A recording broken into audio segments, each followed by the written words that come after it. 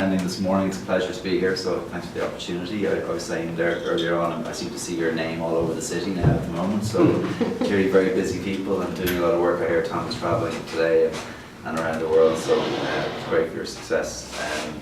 And fairly close to the construction industry ourselves. My brother's with KMCS, he's project manager over there, and known a lot about it over the years, so invested in hear a lot about data centres all the time. So know all the notoriety and the work that goes along with it. My background, so I'm a psychologist first of all, and then became a forensic psychologist in training in Australia for a couple of years. Came back to Ireland and then became a medic and studied to become a doctor and became a surgeon and work in orthopaedic surgery. So I practice now as a psychologist and an orthopaedic surgeon, but I'm based mainly in the UK as Chief Medical Officer for the British government. But I suppose I have a very vested interest in physical and mental health and the relationship in both, and I bring that to my job in England and Northern Ireland, and we've practiced this in town and with Workit, who Sarah and I are here with today. So Workit are a benefits company that we've created a well-being, an online well-being tool to work to act as a triage mechanism, as I talked about, for EAP. So if people go on and help themselves and look at what they might be challenged in, but equally I think it's really important to focus on what people are really good at. So, and how they should keep doing some of the stuff that's really good for them anyway, not always focus on what they don't do and how they should address it, okay? Online well-being and well-being generally in psychology is very couture now, which is lovely to see. I've been in it for 20 years, so it's not couture for me, it's part of my tapestry. And I think while I think well-being and mental health is really important, I think it gets a bit sensationalized in terms of how it can be really negative and dangerous and scary, and it isn't at all. It's about actually making people smarter. So physical and other exercises you can engage in helps your mental health and well-being, but it also helps you be smarter, right? So we know mindfulness and cognitive behavioral therapy actually make children smarter. Those trials are going on in school at the moment. Over 80% of CEOs in the West Coast of America apportion at least half a day to a day a week to yoga, exercise, well-being, and they attribute a lot of that to their success. Okay, we also know, like Buddhist monks, for instance, been practicing mindfulness for nigh on 4,000 years, and if you do an MRI or carry out an autopsy on a Buddhist monk's brain, the hippocampus, which is the central location of information processing in their brain, is 30% bigger than mine or yours, all right? And that's because they've just been sitting on the side of a mountain thinking about thinking for the best part of their lives, right? And they've grown their brain in that muscle, so it does make you smarter. So today is a fairly broad approach to well-being and how you can help and probably affirm things that you already know. It's so out there now about what's good for you in terms of physical and mental health. A lot of you have heard it, and I just want to reinforce it. Okay? But I'm also a big believer in investing in your well-being and mental health and physical well-being in the workplace. I think incredibly and more increasingly our personal and professional identities are entwined. We work really hard, we studied really hard to get here, we've trained for years and years and years to be here, and now we spend the best part of our lives at work. And we bring our work home a little bit too much. Sometimes we have to be careful what we bring home into work. And we make friends at work and we have conversations at work. So they're linked and our identities are linked. You know how difficult it is to do your job when you're having something difficult going on at home. If you're worried about money or you're having a relationship difficulty or there's something going on in your broader family. You realise how complicated all the pieces of work you do every week are when you have that challenge in your head. So, and that causes people to be stressed. Stress can be a good thing, but it's more often than not bad. It's hard to define. I'll talk a little bit about it today. But also, it can mean that you want to take time off work. So attrition and absenteeism due to stress in the UK alone will cost the Exchequer £100 billion next year. Stress is the main reason why people will be unwell and leaving work by 2021. So it takes the number one spot from lower back pain, all right? So in 2021. Now, there's the people that kind of say, is the stress due to the work or is it just, I'm just stressed? But equally said, it's actually having a major effect on the workplace, and you as leaders in your organization are going to see some of your teams affected by it, whether it be out on site or in the office space. And not only is it bad for the workplace, it's just bad for those people.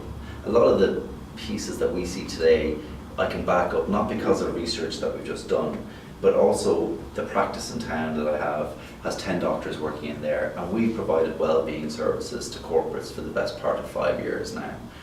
One of which, and they're very happy for me to talk about, is Google, and others are Dropbox and other American technology companies. So at the moment we provide 10 psychologists a week for 5 days a week to Google, right? So now you can say, is that because they have a mental health problem? No. I prefer to think that's because they're very proactive with taking care of their employees and their well-being, and they can afford it. And it's very expensive, right? So, but the stuff that is presented to us is either people just finding it difficult to sleep, wanting a bit of executive coaching, right up to absolute psychiatric disorders, schizophrenia, bipolar, okay, autistic spectrum, especially in the engineering cohort, right? So it's like you have all of that huge spectrum of mental health challenge, from the mild to the very severe, but all these people are functioning really well and working fantastically within their jobs, all right? So stress, what is it and how does it present? So it presents as feeling overwhelmed, being irritable, apathy, withdrawn, socially withdrawn. One thing, anhedonia is something that I think is really important. It's not up there. So hedonism is when we enjoy ourselves too much and we just go out and never think about anything of the consequences of our actions. Anhedonia is when we don't enjoy anything, whether it be the taste of food or engaging in pieces that we would like to do normally that promote our mood. So we all know that today's Friday, you might be going out for dinner tonight, or you're meeting friends over the weekend, or going to a movie, or going for a run, or a walk, or whatever. Those things are the things that we like to do. They make us feel comfortable. I wouldn't say that you might actively say, I'm going to boost my mood today and go for a run, right? You're actually like, I just know if it makes me feel better and it keeps me fit. So, I'll talk a bit about exercise, but knowing that it's just a conscious or unconscious mechanism of protecting your well-being. When you don't want to do something like that, it may be because you're tired. But if you don't want to go to the gym and you haven't been in 3 weeks and you usually go religiously 3 times a week, then maybe there's something else going on, and you need to address that by either contacting EAP, talking to a friend, engaging in some of what we're going to talk about today. But I think also what's important, I mentioned absenteeism and people presenting here if you're stressed or mentally or physically overwhelmed. Presenteeism is equally important. So research has shown that if someone's not well, or they don't like their job, or being increasingly cynical or apathetic about their job due to stress or being overwhelmed, if they turn up, their team will be 7 times less productive than if they just stayed at home. So presenteeism is worse than absenteeism, okay? And if you go off work with stress or being absent, you're not going off for 3 or 4 days like you would a flu, you're gone for at least 4 weeks on average. Right, so doctors will sign you off on stress, and I've no disrespect to my colleagues, but it's too easily done. All right, so we need to be able to say, what is it that's wrong? How do we address it? Are you taking personal responsibility? So I'm a big advocate, whether it be as in my surgical life when I was taking out hips and knees, I'm working a bit on spines, or my mental health life, is to say this is what you have to do now when you leave today. And I'd say 1 in 10 people will do what I recommended. All right, so even getting physio after you've had a hip replacement. Absolutely, hip replacement should be running a marathon a year, should be perfect. But people wouldn't do their physio and it gets seized up, and as a result then it wouldn't be successful. So getting people to engage is actually the hardest part, and to follow or comply with what the advice is. So research say that 1 in 4 people in Ireland, so you think about how many people in this room, 12, 13 people, so there's 3 people here who've had a mental health challenge, right? And there's about a chance of 30-40% of someone in this room has had one this week, right? So that mightn't be, oh my God, life is dreadful, catastrophizing, I'm down, and I can't. It could be just, I can't sleep, something's on my mind, or I'm just feeling a bit lower than I usually would, all right? But you can see the figures there, that a lot of people take antidepressants and miss work as a result of it. Now, I think in 100 years' time, we'll be seeing a very different picture, because we'll have looked at what mental well-being is and how to promote it. At the moment, I think we're still in the era of not fully understanding it. Okay, and So, 1 in 10 people taking antidepressants, cognitive behavioral therapy actually helps more than an antidepressant does, or both of them together are really effective. Okay, so I'm very reluctant to prescribe for people with a mental health challenge unless it's a significant one. But like depression, for instance, can, with some short-term medication and CBT, can be treated successfully in over 80% of cases in 6 to 8 weeks. All right, so it's not a chronic condition like people perceive it to be.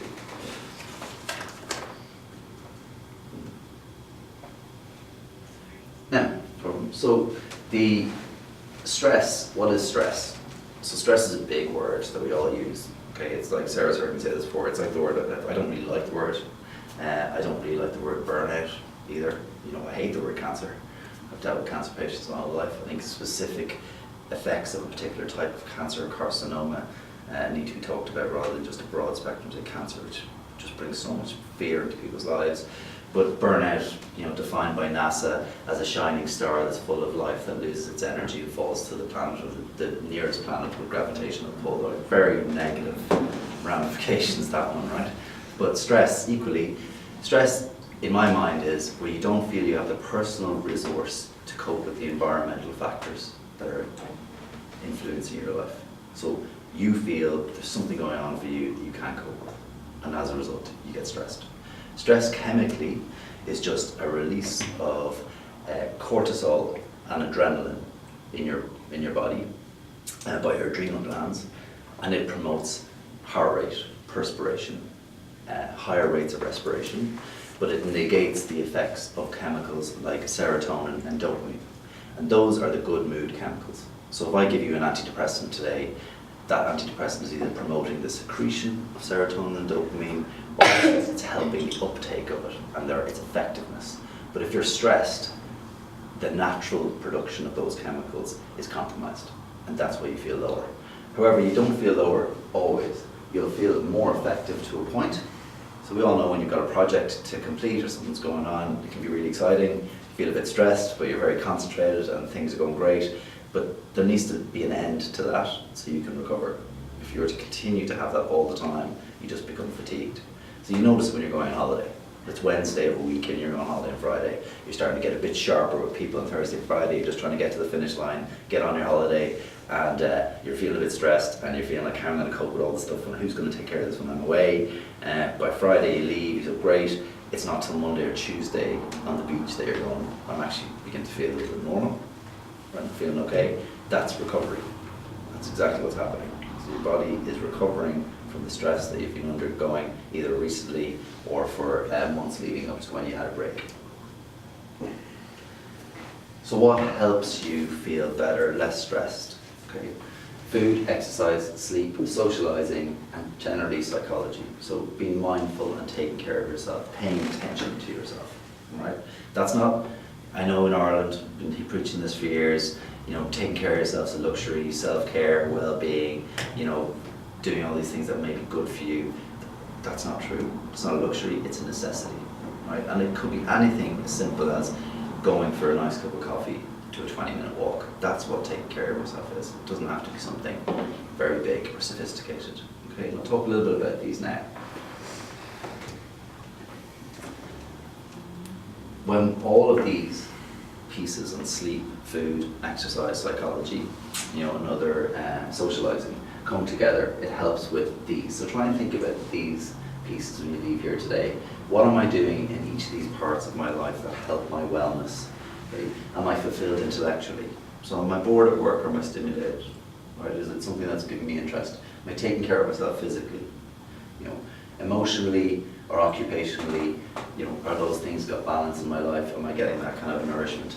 And then spiritually here is kind of a very Americanism. They use spiritual and cognition in the same sense. So we call it cognitive processing, which is just the networking of our brain, the hardwiring. They call it spiritualism. So just a little bit on men before we go into the pieces of how you can help your well-being, because I imagine you've a large cohort of males who work in this company, more men than women. Okay, so which is the absolute opposite in my life. So majority of people I work with, the doctors, are women, or all psychologists are women. It's rarely you see male psychologists at all, which is changing a little bit. But men have shorter life experience than women. They're more likely to have a heart attack. They're at risk of prostate cancer after 40, and cholesterol, as well as mental health, is much more affected in their younger life than their older life. Biggest cause of suicide, our biggest population who go through depression and then commit suicide are men, and between the ages of 22 and 36. Right? Suicide in women happens and is more common later in life, but the biggest cause of suicide, bless you, biggest cause of depression and suicide for women in the world is postnatal depression.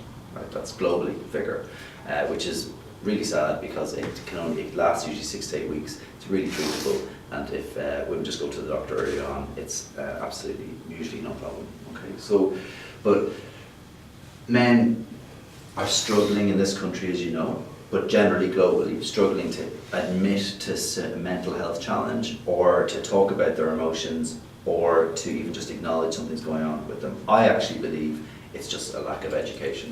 I think men are well able to access their emotions. I have very successful patients who come to my practice, and I think that some of that is shifting as our society is becoming far more egalitarian in both ways, and in this country especially. But also I think teaching the mindfulness and the importance of psychology and the awareness in school to children and teenagers is probably the key to shifting some of those statistics. So, what can help your well-being? Food, first of all. Okay, dark chocolate, quinoa, certain pulses and nuts, oily fish. So oily fish like salmon and mackerel has been scientifically shown to increase the secretion of serotonin and dopamine. It actually helps your mood. Right? So if you did nothing but had eggs and salmon this weekend, you'd already helped yourself. Right? It's very simple. And various nuts. Okay, and that's due to the linoleic acid and other constituents. Eating good food, making time for food is really important. Even just taking time to cook, and then giving yourself that. There's a reason why the Italians and our Mediterranean colleagues live longer. It's like they invest in food and they invest in the whole socialization of food and time and be healthy eating. And their cardiac and coronary challenges are far less than ours are. Exercise. I'm a big fan of exercise. Definitely, I don't do everything I preach. I'm definitely not the healthiest person in some respects all the time, but a big fan of sport. I think sport is key to helping people feel better, whether it's a team sport and a feeling of fulfillment and achieving that, or having colleagues in your team, or just going and doing something yourself. So, absolute fact. 20 British Journal of Medicine and New England Journal of Medicine have done separate research projects in the last 5 years that have shown how exercise is really good for your mental health. So if you do 20 minutes of exercise around 4 times a week, which increases your heart rate by only 20%, it's as effective as me prescribing you an antidepressant. Right? So you'd be better going walk around this building 4 times a week during your lunch break than coming to me for venlafaxine or something else that I prescribe you. Right? It works. It's just about motivation and getting up to do it. We all know it's the hardest part, but once you do it and doing it with colleagues, you should feel a lot better for it. It also helps sleep. So we'll talk about sleep a little bit later. So socialization. So there's a chemical in your body called oxytocin, and that's in very high concentrations in women just after they've given birth, and it's seen to promote the bond between mother and child, which then contributes to the attachment. And attachment then, if it doesn't happen for children, psychologists have done research to show that it compromises their feeling of self-esteem and identity, and even fulfillment and ability to socialise later on in life. So attachment between mum and baby is absolutely vital in the initial weeks and months of post-pregnancy, and oxytocin seems to contribute to that. However, oxytocin is in all of our bodies, male and female, and increases in concentration when we socialise. So when we interact with someone else, that spikes, and that's seen to actually enhance the effectiveness of the good mood chemicals I talked about earlier on. That's why it promotes your mood. So it's not a coincidence that when we feel a bit low, frustrated, annoyed, we say, oh, I couldn't be bothered going out tonight, or I'm not going to see anyone, I don't want to talk to anyone, I'd rather be on my own, I was meant to ring my mum later on today, no interest in doing that. That is a reflection of where we are. That's like, you might think you're making a conscious decision about that, that's very true, but it's definitely affected by different chemical concentrations in your body. You don't want to socialise. you need to batten down the patches and to rally and to feel a bit better before you can do that. If you don't want to do that for a sustained period of time, then maybe there's something a little more sinister going on. So really, really important to socialise, and that's even just connecting. So writing a card, giving a present, making a phone call, that's really vital to well-being. So sleep, we don't really know why sleep does what it does and what the main function is. Psychologists, there's whole areas of research going on by psychologists into why sleep is so important. I have a colleague in the matter, Dr. Elaine Purcell, and her job is just, she runs a sleep clinic. So she brings people in, analyses their sleep patterns, and then sees or helps how they can contribute to sleep, right? Over 40% of people have trouble sleeping, right? And over 70% of those are women. Don't know why that is, but 1 in 3 of those patients are women who find it much more difficult to sleep than men. Different theories out there, you know, emotionally accessible, thinking about things, ruminating a little bit too much, but we don't know. The theory is that sleep either helps compound memories, it helps you get over stresses that you've gone through in a given day, but it also allows the chemicals in your brain and your body to rejuvenate, you know, and that boosts you so that you feel better and can get through the next day. It's so difficult to function without sleep. I'll never forget when I was doing back when I was a junior doctor. I used to do 2 years in the matter. I was just had a horrific schedule, and I was on call 1 in 3 and 1 in 3 nights, and you'd go into weekends 1 in 4. So you'd start your shift on a Friday morning, and you'd go home on a Monday night, and you might get an hour's sleep, 2 hours broken sleep during Saturday and Sunday. So you're doing this back, you know, back in the day when doctors never said boo, but it's changing a bit now, thankfully. Crazy stuff. And I was a surgeon, so like, you know, would you want a pilot to be flying your plane on Sunday after no sleep for 72 hours? No, you won't. But I go into that weekend saying to myself, I mean, don't think about anything like money or your love life or anything by Sunday or Monday. You're going to be really in a dark place. I was well aware of what this was going to do to me. Absolutely don't think about anything like that. Come Sunday night, I'd still be catastrophising. Future's bleak, this is terrible, I'm never going to get my exams, this is going to be dreadful, I don't have enough money. Like it just takes over your life, your head, you've no control over. Sleep, with no sleep, is incredibly damaging. All right? So enhanced sleep is really important. So, and you know, if you're talking about why, like how to get enhanced sleep, all right, so we all know we should go to bed before 12 o'clock, but we all still stay up and watch that film, whatever. I think that's rooted in childhood, breaking the rules, by the way. But I think if you make an effort once or twice a week to get to the bed before 10:30 or 11, but also you have a habit of what you do before you sleep, so you get into you have some kind of pattern, you know, whether it's cozy clothes or bath or, you know, reading or whatever you do, it's just really important to get enhanced sleep. I think interesting research that I've read about recently is the effect of having your mobile phone beside your bed, right? So I'm sure a lot of people in this room do that, right?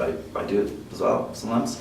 And you do other work in other countries, so I imagine people are on different timelines, so you could get emails during the night, etc.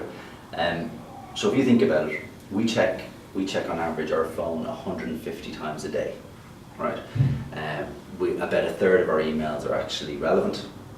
But we feel and we communicate with this machine all the time in our lives, right? It sits in our pocket. So even if it's on silent, you can feel the buzz go off. As soon as you feel the buzz go off, there's a little spike in adrenaline that you don't even probably think about, but you're dying to see what that is, right? Just like it's a message, you know, it's a double buzz, it's one buzz, it's an email, you might want to see that, right? But it's going off.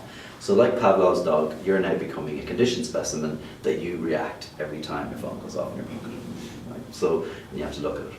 Now, when you go to bed, you think you're asleep. When a buzz comes in, you can't hear it. So the studies have shown, there's MRI studies shown, that there is a spike in brain activity even when you're asleep when the buzz comes in. So your sleep is being broken, even though you don't know it, because the phone is buzzing beside your bed. So that's, I know it's an alarm clock for some people. Just get an alarm clock, put it downstairs, turn it off. Even actively knowing you've done that twice a week, be really good for your sleep pattern. Okay? And you know, your skin is better for it, your performance at work is better for it, you feel better, you're really optimistic, great week's sleep, and you feel fantastic. So while you do all this stuff, which is like there's loads of things to do, you don't have to do all of it, even do some of it, you know, Professionally, you're looking at reduced stress levels. You feel you can cope. You know how good you're going to feel this evening when you've done a good day's work. The world seems like a brilliant place. It's Friday, I got the weekend off, did a good week's work, feel really satisfied with myself. Fantastic. Don't feel exactly the same on a Sunday evening. All right. So thinking, I've got so much to do. Don't know how I'm going to get through this. Dreading this now in the morning, blah blah blah. So it just you should try and get to that Friday place as much as you can, whether it's by Wednesday or Thursday. Feel that you can cope, and you know even if you're helping, hearing how Tommy is like invested in, got the company to invest in things like even building confidence in terms of branding, investing in eye tests, cholesterol tests, helping people with their general physical health. That's really important for your mental health also. And it's good for the workforce. But then, you know, getting this work-life balance is the easiest thing to say and it's the hardest thing to achieve. Like, what is that? You know, I think that it might be a bit of nonsense. I think it's just enhancing your work-life life, and then that brings balance, rather than actually knowing this is what balance is. But be more self-aware and more resilient and feeling more alive. Right? There's a great piece, you're on the world a short amount of time, you know, but so you might as well put yourself first along with your family. Family is part of that, because it's good to invest in yourselves. It's good to actually, like, you think about it, your 20s and your 30s, you're trying to build a career, build a qualification, your 30s and your 40s, you're building a family and you're doing work, get to 40 to 60, you're working hard and you're trying to invest in yourself. And then, you know, we're going from 60 to 80, you kind of maybe enjoy prosperity. It's a fairly short lifespan, so you need to create time and even be aware that you've made time during that period to make yourself feel better. Erickson is a psychologist, social psychologist from years ago, and said that women examine that in their lives at an earlier stage than men in their 40s and look back on what's important to them, whether they feel that they've achieved something in life that makes them proud, and more often than not it's about family or successful interaction with greater family. Men tend to not to do it till their mid to late 50s. So you want to be in a position when you do look back, mid to late 50s, have I done everything I wanted to do? Did I invest in myself? Did I make sure that I feel good about my life? Is my career worthwhile? And do I feel like I've still got a really enhanced future? In my mind, everyone's going to live to 100, so you've got after 60, 40 years to actually enjoy all the fruits of your labour. That's it. So that's a general synopsis, a bit of a gunning through mental and physical health, but I hope it was clear and useful. And if you have the slides, we can contact us at Workit. We can give you different resources and materials we have all the time. That we're updated all the time to pass out throughout the work population if you'd like. But that's it. Thanks so much for your attention.